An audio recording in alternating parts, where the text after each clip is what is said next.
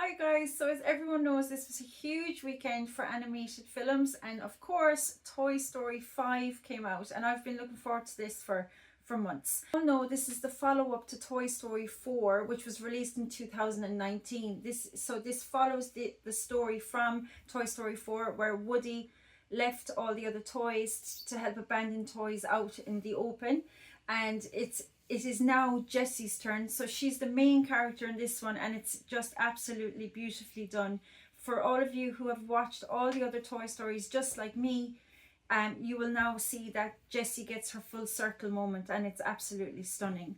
Now, so as you know, Joan Cusack voices Jessie, and she, as usual, plays this absolutely brilliantly. And then the rest of the cast return with Tom Hanks, Tim Allen, and then the two new characters are Greta Lee, who plays Lilypad, and then Conan O'Brien, who plays Smarty Pants, who actually turns out to be my favourite character in this. His comedic timing is just fantastic.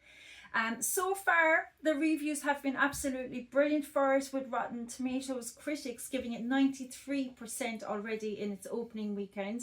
A lot of the fans, including myself, just love the charm of it and the emotional depth. Toy Story 5 has actually made animated movie history this opening weekend, and it's second only in place to Incredibles 2 from 2018, making it the second biggest domestic animated debut, with $152 million domestically in its first weekend alone. The film has grossed over $300 million worldwide so far, making it the biggest opening in the movie franchise. So as a lot of you know, this movie deals with technology, and it's Lilypad, who's played again by Greta Lee, and she takes over Bonnie's life, and it's incredibly sad in some moments. It shows you just how we lose our kids to technology. And even I love the way in the movie they discreetly put in that all the adults are on their phones and iPads too. It's incredibly sad. There's one moment in particular which I thought was brilliantly done, when Jessie realizes that it's not just Bonnie that they're losing, that all kids and all toys are losing each other. There's a moment where she looks out the window, and there's a sea of black houses with windows, and you can see every single child on an electronic device. It's incredibly sad. And also there is a sentence in it which is brilliantly done, that Woody says that toys are for play, but tech is for everything. And it's incredibly sad. And if anyone is a parent watching this, you're going to be really questioning yourself, should I give my kid an iPad? So for this, the main part, as I said, is Jessie, and we revisit her relationship with Emily, and there's a real stunningly beautiful moment where we find out something about Emily.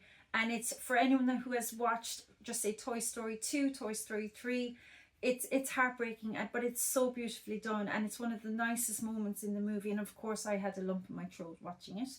One or two negative things I would have to say is that I felt it was very slow moving at the beginning. I just felt there was not enough interaction with all the other characters. Now, I know the first movie was over 30 years ago. They have lost a lot of the other voice actors, like, you know, Slinky Dog and Mr. and Mrs. Potato Head. So a lot of that humour was missing from it, which I missed a lot. Saying that though, one of the best characters in the movie is Smarty Pants, who I said is voiced by Conan O'Brien. Absolutely brilliant. More so for the adults, because there's a lot of hidden jokes, and one of them actually made me laugh quite hard. I thought it was just brilliantly done, very funny. And he really, once he comes into it, I feel like it picks up a lot, and it really improves for me after that.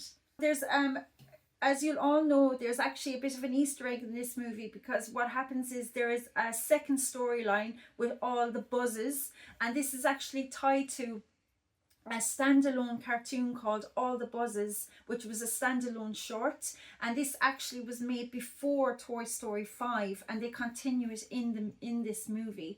And it's brilliantly done, because what it does is that it shows how magical toys are.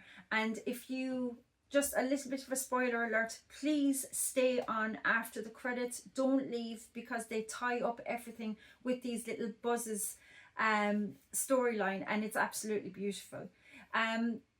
So what the point of this apparently is to just introduce a new wave of Buzz characters and showing that they have their own adventures, and then they're used for gags within the movie and all that.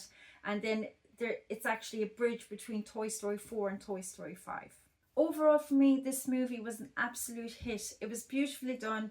It tied everything together. And for everyone that has followed all the other movies from 1 to 5, like me, a lot of adults who've been following these movies for 30 years, a lot of things were tied up, especially the fact that there was a lot of nostalgia with When She Loves Me is reused in Toy Story 5 for one especially heartbreaking scene, and it just ties it all together.